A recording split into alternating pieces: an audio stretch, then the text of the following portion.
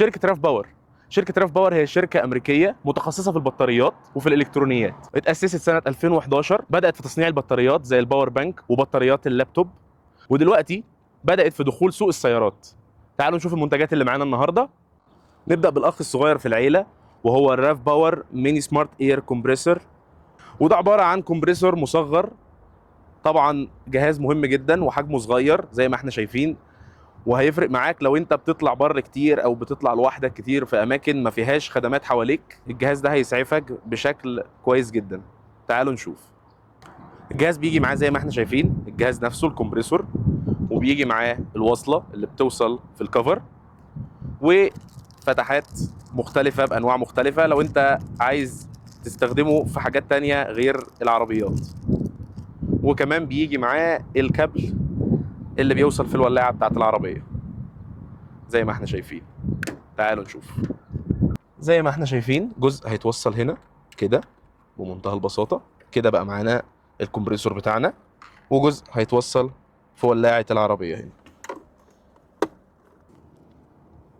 وبس كده بتاخد القطعه بتاعتك وبتقوم جاي مركبها بمنتهى البساطه.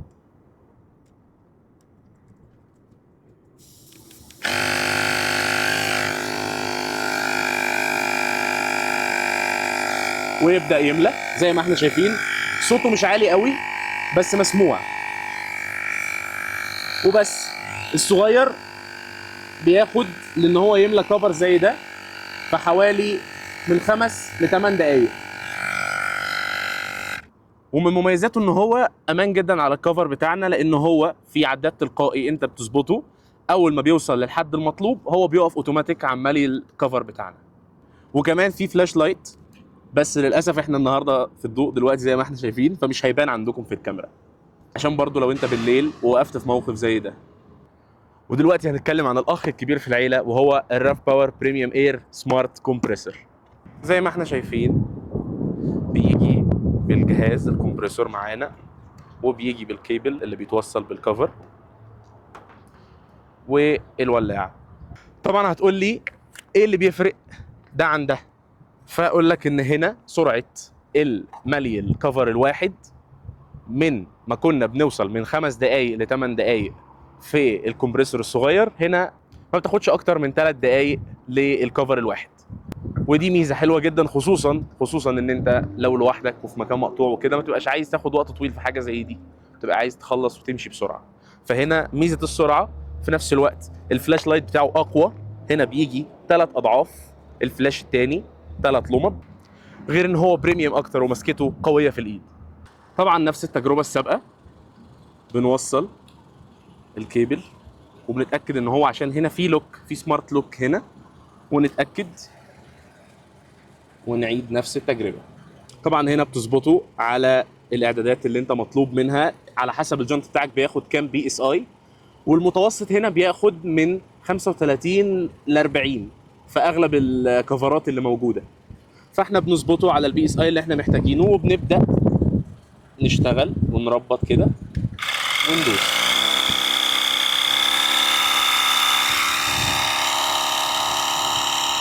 وزي ما احنا شايفين الصوت بتاعه اعلى شويه من الاولاني، بس كفاءته اعلى واسرع. بياخد وقت 3 دقائق بدل من 5 ل 8 دقائق في الكمبريسور الاولاني. ودلوقتي معانا اخر اخين في الريفيو بتاع النهارده برضو من شركه راف باور. هتقول لي ده باور بانك، هقول لك معاك حق، بس هل هو باور بانك للتليفونات؟ هقول لك لا، ده باور بانك للعربيه. ده الراف باور جامب ستارتر اللي بيجي بسعه بطاريه 16000 ملي امبير زي ما احنا شايفين الباور بانك، وبيجي معاه الشنطه دي عشان يبقى في حاله الطوارئ جاهز معاك. وبيجي معاه اكيد السالب والموجب القطبين عشان تشحن بطاريتك، وكابل يو اس بي سي عشان تشحنه معاك في اي مكان. بيغطي 95% من جميع السيارات اللي موجوده في المملكه. الحاله الوحيده اللي تخليك ما تجيبوش ان انت يبقى معاك مقطوره، لكن هو بيقدر ان هو يقوم بطاريه الاس يو في او السيدان او حتى سيارات الدفع الرباعي. نيجي لقوه المخارج، وهي دي اللي بتميزه، ان احنا عندنا 3 مخارج، مخرجين يو اس بي ومخرج تايب سي.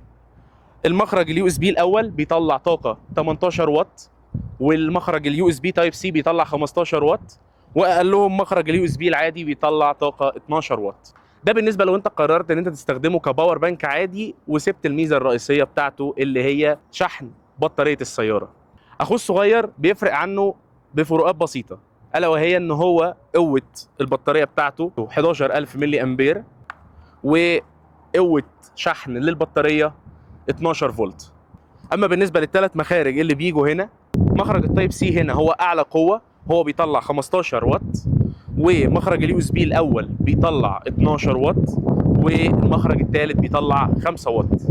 فهنا الفرق بين الباور الكبير والباور الصغير في قوه البطاريه وسرعات الشحن، واكيد المساحه الداخليه لكل بطاريه فيهم.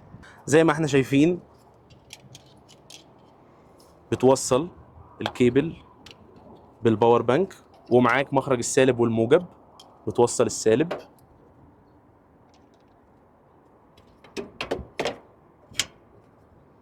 والموجب، وبكده انت بتشحن بطاريتك. كان معاكم حازم من قناة العبور، وما تنسوش هتلاقوا حساباتنا هنا على السوشيال ميديا، تابعوها واستنوا كل جديد. سلام.